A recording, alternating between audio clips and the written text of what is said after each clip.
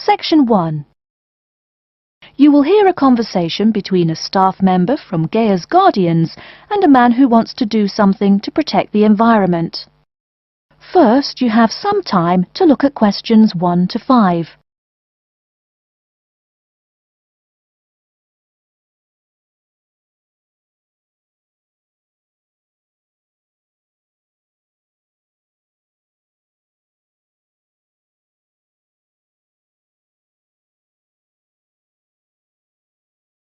You will see that there is an example which has been done for you. On this occasion only, the conversation relating to this will be played first. Hello, how may I help you? Well, I've been seeing these yellow boxes in front of a lot of houses in my neighborhood. Just wondered what they were for. I noticed your phone number on all of them, so I called. Could you tell me about your business? We do recycling, but we're not a business. Gaia's Guardians is a non-profit group. We encourage recycling as a way of protecting the environment. The woman says that they encourage recycling as a way of protecting the environment. So, recycling has been written in the space. Now we shall begin. You should answer the questions as you listen, because you will not hear the recording a second time. Listen carefully and answer questions 1 to 5. Hello, how may I help you? Well, I've been seeing these yellow boxes in front of a lot of houses in my neighborhood. Just wondered what they were for. I noticed your phone number on all of them, so I called. Could you tell me about your business? We do recycling, but we're not a business. Gaia's Guardians is a non-profit group. We encourage recycling as a way of protecting the environment. I don't know. I mean, it is a good idea, but I really don't read the newspaper every day or anything. And we don't come collect newspapers every day. In fact, we only do pickups every other week. Oh, well, then maybe I could help. I mean, in my neighborhood there's too much rubbish lying around everywhere. I'd like to help out, I guess. That's great, sir. You're doing the right thing. Okay, I need to get your contact information. What's your name, please? Peter Wisrow. Peter... how do you spell your last name? W-I-S-R-O-W? No, actually, it's W-I-S-R-O-U-G-H. Oh, I'm sorry. I'm a terrible speller. You're a good speller. It's just that my family are terrible pronouncers. You're quite a card, Peter. Okay, now what's your address? Number 168 Bridge Road. That's here in London. How about if I have any questions? I'm sending you a copy of our booklet too. The booklet has our phone number and our email address, helpline@blackcat.com. That's HELPLINE at BLACKCAT.com. But I nearly forgot to ask, what's your postcode? BS97PU. PS97BU? No, that's B as in boy, S97P as in Peter, U. Before you hear the rest of the conversation, you have some time to look at questions 6 to 10.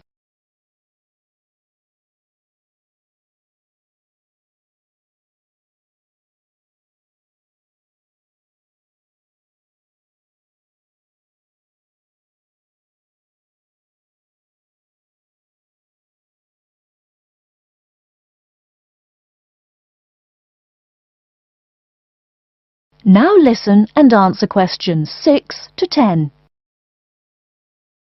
So I'm guessing those yellow boxes I saw are for recycled newspapers. Yes, that is correct, and it's free of charge. Wow, that's good news. Do you recycle anything besides newspaper? Oh yes, we recycle most everything. Glass, plastic, paper. Oh, so I can put like glass and plastic bottles in the box. Sorry again. Things like that you have to bring to our collection centre. And where is that? Our main centre isn't that far from you. It's actually right on the east side of Central Park. That new blue building? That's the one. Cool.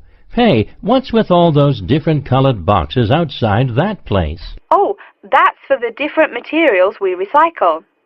The blue is for metal, the green is for glass and plastics, and the yellow, of course, is for paper. Okay. I'll try and manage to keep all that straight. Oh, no need. They're each labelled. Great.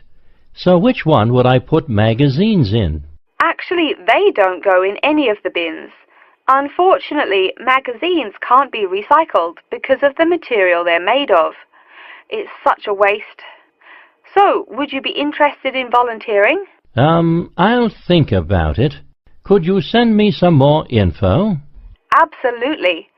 Along with the newspaper box, I'll be sending you our booklet, Savvy. That is SAVVY. It tells you about what you can do to protect the environment in your daily life. Plus, it lists things you can do as a volunteer with our group. Hey, that's cool. Thanks. My pleasure. Do you have any other questions or concerns? Nope, that's it. That is the end of Section 1. You now have half a minute to check your answers.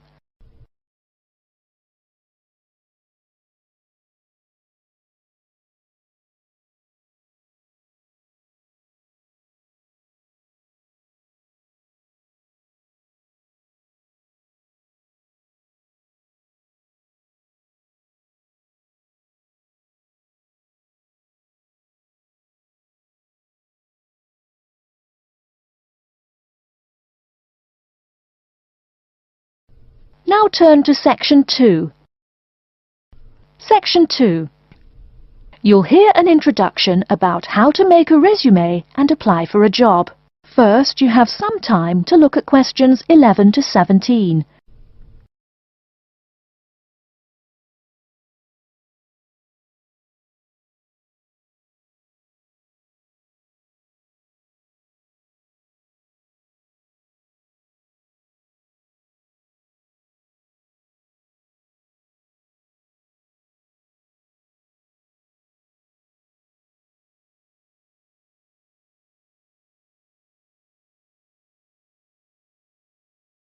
Now, listen carefully and answer questions 11 to 17.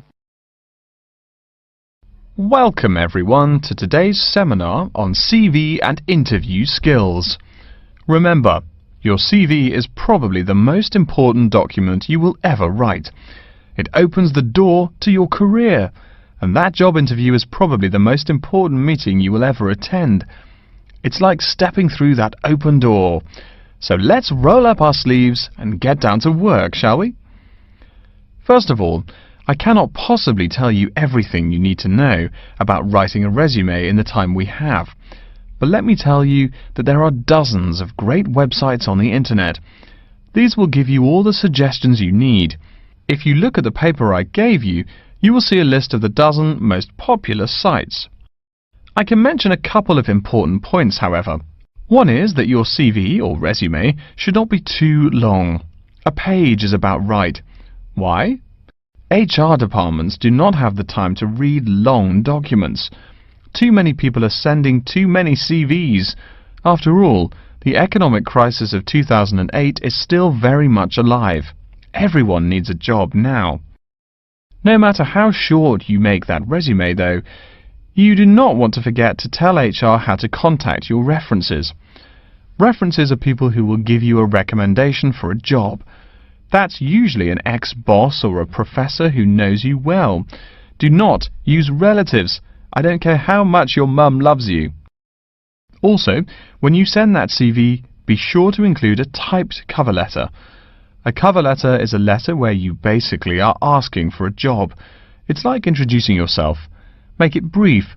The real information about you is on that CV of yours, and please make sure the letter is typed.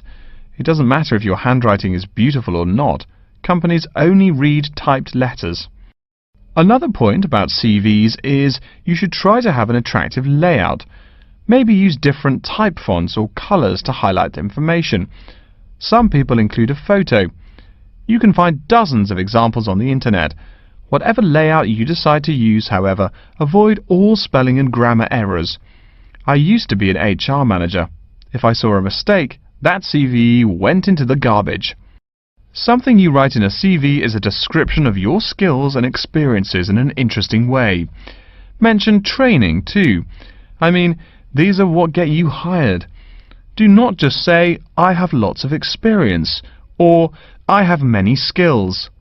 Tell that boss what you did, for what company, and when. Better, tell him how well you did it. Don't just say, I sold houses. Say, I sold £2 million worth of houses in my first year. That is, say something to make the person reading excited and curious. Finally, speaking of CVs, it's sad, but some people actually forget to provide a contact number. That's pretty silly. You wrote a great CV, you have HR dying to meet you, and they don't know how. You forgot your phone number. Oh sure, if you apply online they have your email address, but you just showed them you're forgetful. Why are they going to want to talk to you after that? Before you hear the rest of the talk, you have some time to look at questions 18 to 20.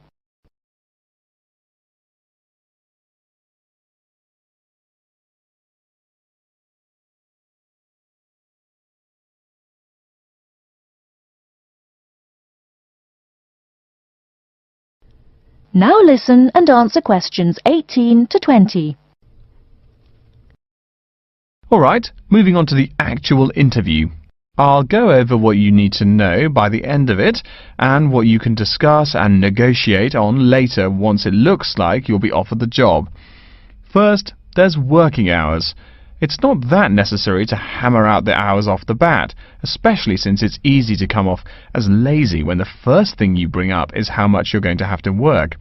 You can also find out more about possible promotions later on. It is important, however, to get a feel for how much you'll be paid. You should make sure the salary range is commensurate with what you're worth, and if you're not, you can move on to better opportunities. Being sure you're going to make what you want to live on is much more important than issues like your pension. You're all so young that your pension is not going to matter for quite a long time. You should find out about what skills you must know for the job and what they'll teach you. In addition, if the company will provide training, you should find out how long the training period is and whether it is paid. Beware of any jobs that want you to train for a long time without appropriate compensation. Speaking of compensation, find out about holidays as well. Do you get paid vacation time? Are you allowed to take personal days? Do you have to work on national holidays? Once you work out these main issues, you can move on later to details like the location and expected attire and whatnot. Wow, that's a lot of information. Let's take a break so you can think everything over and ask any questions you may have. Don't hesitate to come and see me if you need any clarification on all this stuff. That is the end of section 2. You now have half a minute to check your answers.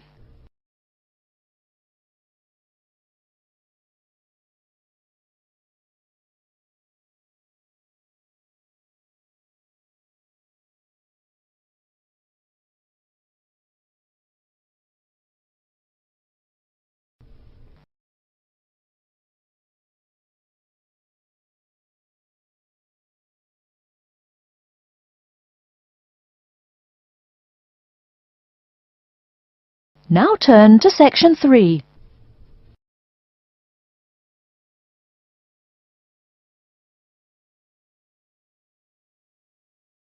Section 3. You will hear a man called Frank talking to Dr. Lindsay about what he should study if and when he returns for further classes. First, you have some time to look at questions 21 to 25.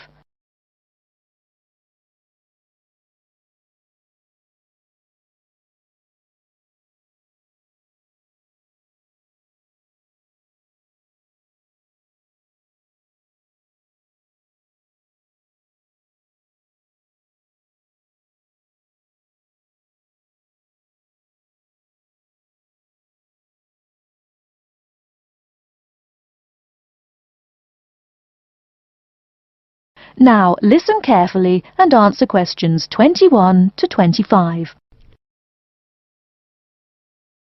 Hello, are you Dr. Lindsay, the returning student's advisor? Yes, that's right. Are you Frank? Your appointment wasn't until 2, but that's okay. Please come in and have a seat. Thanks. I like to arrive early whenever I have anything to do. That's certainly a praiseworthy habit. Let me see. It looks like you've taken a long break from school, and I understand you wanted to have a chat about what you should study if and when you return for further classes. It's such a big challenge. I don't know if I'm crazy for doing this or not. Believe it or not, I know exactly what you mean. Before I began working here at the university, I taught primary school for nearly 10 years. It takes a lot of courage to go back to school. I feel more shy and scared than the primary students I teach. In the schools I taught, I found today's youngsters are very sure of themselves. In terms of intelligence, I have a lot to teach them, and the maturity level of much of my class leaves something to be desired. But in terms of confidence, wow, a lot more confident than I am now, that's for sure. Stop fretting. A brave man is a coward who refuses to run. Let's talk about your strong points. You seem an intelligent man. What is it you would like to study? You see, I've been teaching children for a few years, but I think I'm happier teaching adults. I think teaching students in middle school is much more satisfying because they end up being much more grateful for your work. If I may ask, what got you interested in teaching adults? A lot of things, I guess.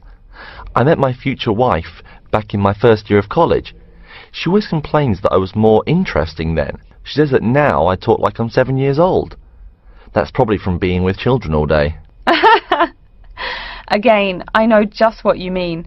My husband used to say the same thing about me when I taught kindergarten. Anything else? Well, yes. Fairly often now I run into former students and we talk. Some of them are getting close to being grown up. I guess I think more and more about how people develop over time.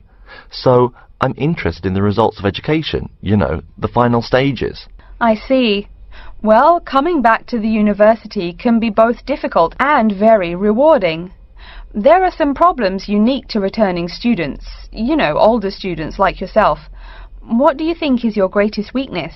Well, I actually think my confidence is getting better. I'm definitely overcoming my introversion and starting to be much more comfortable in front of a class. To tell you the truth, I'm afraid I'm rather behind the times about many things. It's more difficult for me to chase after the popular things youngsters are fond of, such as iPhone, Twitter, if you name it. I think I understand. Before you hear the rest of the talk, you have some time to look at questions 26 to 30.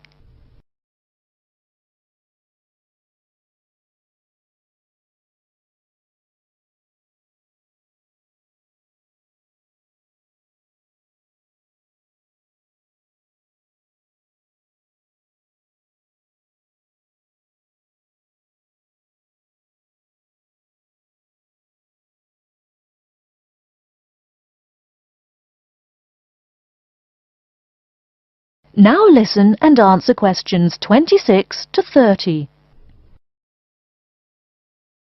How old are you, 35? People at your age still go back to school for further education. I was a bit the same way. I mean, I didn't study at university till after I had a family, a husband and one child. My point of view was a lot different from your average 18-year-old girls, I can tell you. Gee, that sounds pretty rough. A family and college? Clearly you weren't unsuccessful, though. It was, Frank, it truly was. My first term at school was extremely stressful. But, excuse me, you're not here to listen to my life story. We're talking about your plans. Is there anything unique I should know about you or your past experience or plans? I'm afraid not. There is nothing interesting about my career or plans. It's really not too impressive. Now, I forbid you to talk like that. This is your one life, and if you're not interested, why bother living it? Don't be so humble, Frank.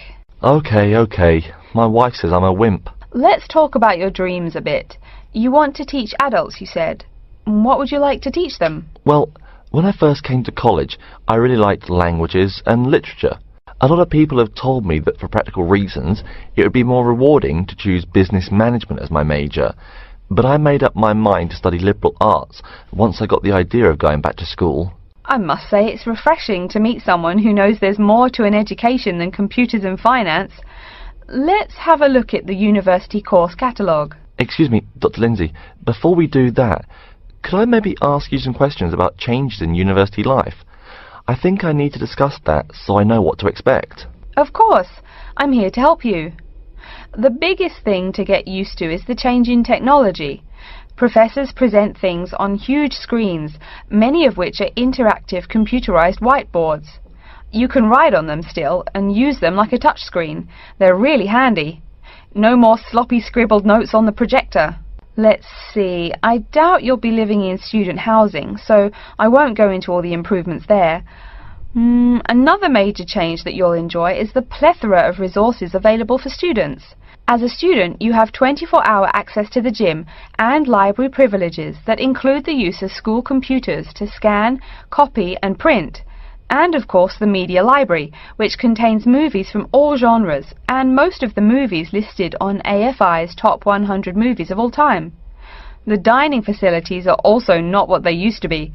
They offer choices for all diets and you can expect a hot meal any time of day. Wow, things really have changed.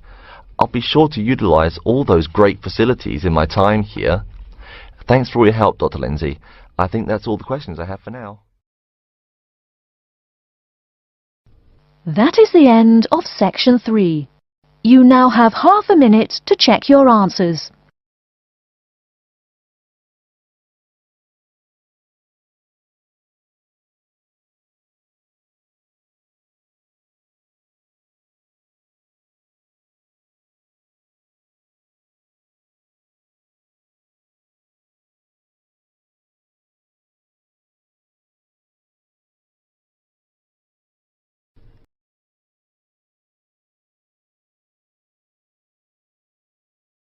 Now turn to section 4. Section 4. You will hear an introduction about the curriculum and facilities of Wassamata University. First, you have some time to look at questions 31 to 40.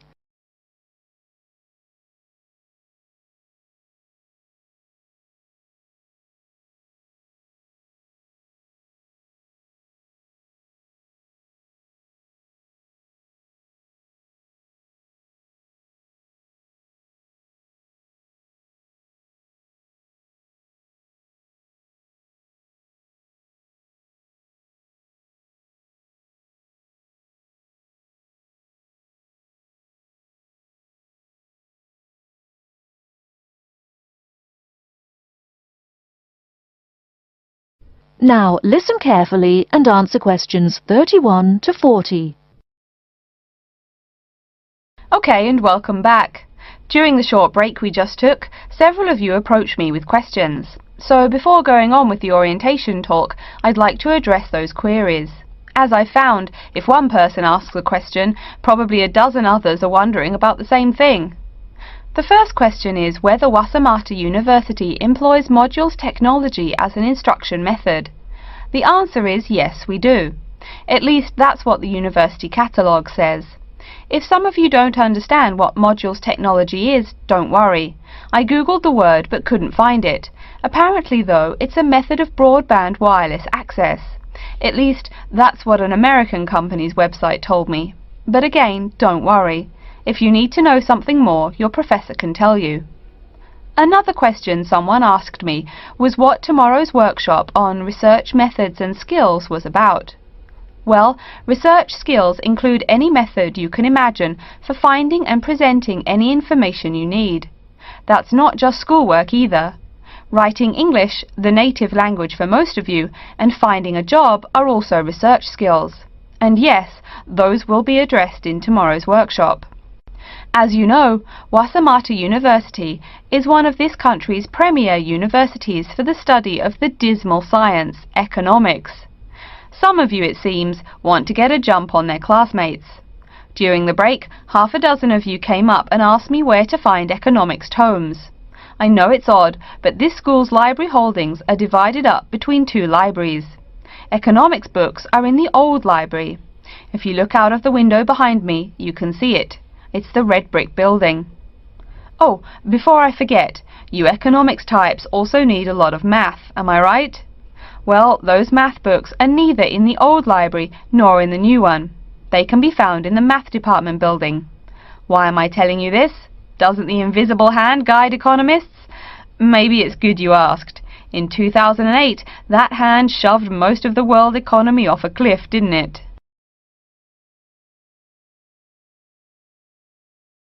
Now, I realize that most of you couldn't bring a computer printer or a photocopier from home.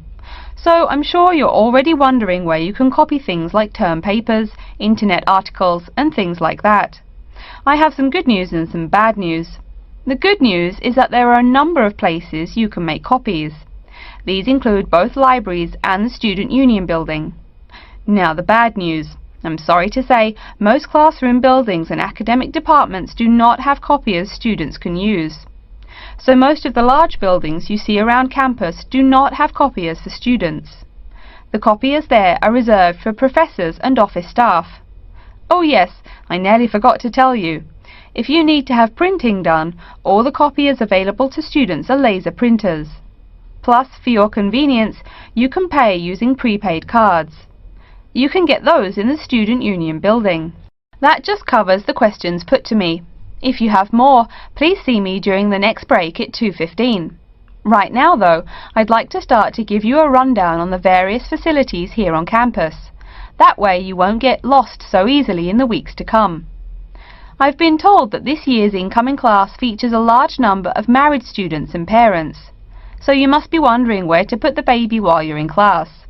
Okay, right now we're in the Student Union building, right? Remember the big doors in front where you all came in? If you go out of the building, you can see the nursery is just on the other side of this building. It's only about 20 meters away. Convenient, eh? Next, we're all from different places around the country. Some of you are from other countries. That means we're pretty likely to get sick during the first months of school as we expose each other to many new viruses. So where's the doctor? Of course, you need to find the Medical Services Centre, which is on the right as you leave the building. Remember, that's the second building on the right. And if you look out of that window, you can see a lot of antenna and satellite dishes on the roof. So that's what we call the Media Centre. Yeah, I know, I think it's confusing too. The Media Centre is next to the Medical Centre. The chairwoman of the journalism school on the first floor doesn't like it when people who wander in there mistake her for a nurse. Chances are you'll have at least one math class while you're here. That red building there, just outside to the left, is the math department building.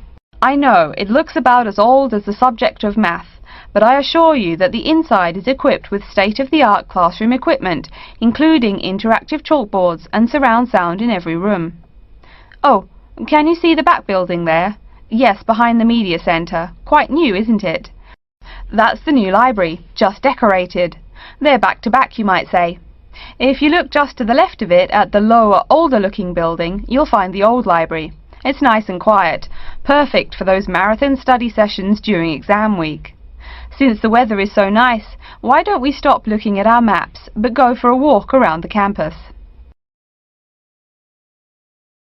That is the end of Section 4.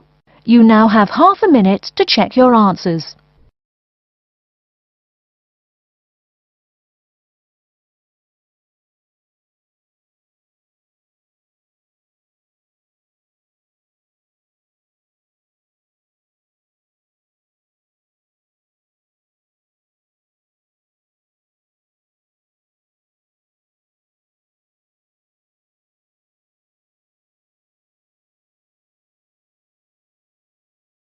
That is the end of the listening test. In the IELTS test, you will now have 10 minutes to transfer your answers to an answer sheet.